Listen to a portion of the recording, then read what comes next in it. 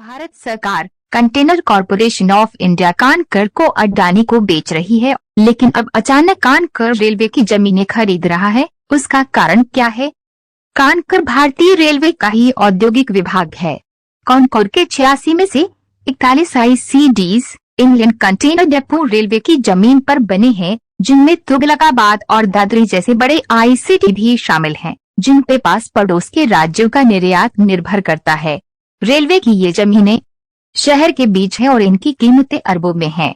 भारत सरकार ने कानकर को इन जमीनों को खरीदने के लिए कहा है। पहले कानकर इन अरबों की जमीनों को कौड़ियों के दाम खरीदेगा, फिर कानकर को अडानी कौड़ियों के भाव खरीद लेगा। इन जमीनों का क्षेत्रफल इतना ज्यादा है कि कौड़ियों के दाम लगाने के बाद भी इनकी कीमत 8,000 करोड़ बैठ रही है और कानकर के पास इतना पैसा नहीं है। इसलिए सरकार का निर्देश है कि कानकर बैंकों और बाकी जगह से पैसा उधार लेकर ये जमीनें खरीदे। मतलब जनता के पैसे से कानकर अडानी के लिए जमीनें खरीदे। समझे ने? कानकर को खरीदने के लिए अडानी के पास भी पैसा नहीं है, इसलिए अडानी भी बैंकों से मतलब जनता का ही पैसे कर्जा लेकर ही कानकर को खरीदेगा।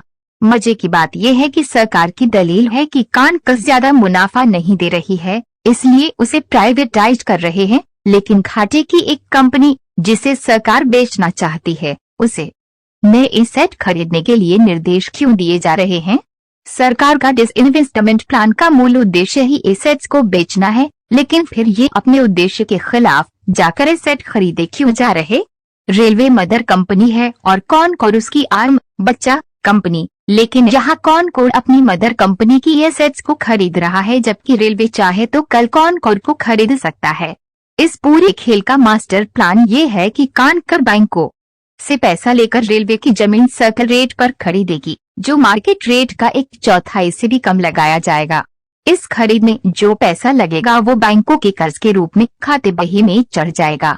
इसके बाद जब कानकर को बेचने की बारी आएगी, तब उसकी कुल कीमत में से लोन के पैसे को माइनस कर दिया जाएगा, क्योंकि वो कंपनी की देनदारी है। इस तरह एक तरफ कानकर का सौदा अडानी को और सस्ता पड़ेगा, दूसरी तरफ उसके पास देश का इकलौता औद्योगिक नेटवर्क आ जाएगा। अडानी के पास पहले से पोर्ट और एयरपोर्ट हैं। एक बार रेलवे की औद्योगिक इकाई कानकर और ये ड्राई पोर्ट IC10 भी आ गए तो पूरे देश के निर्यात आयात पर अडानी का एक अक्षत्र राज होगा और आपकी रोजमर्रा की हर चीज की कीमत सरकार की बजाय अडानी तय करेगा। और हाँ, यदि कानकर घाटे में गई तो अडानी अपना मोटा मुनाफा निकालकर उसे अनिल अंबानी की तरह दिवालिया कर देगा और उस समय जितनी कीमत होगी सिर्फ उतना ही पैसा देकर छूट जाएगा, क्योंकि मोदी जी ने 2016 में दिवालिया कानून में यही नियम कर दिया है।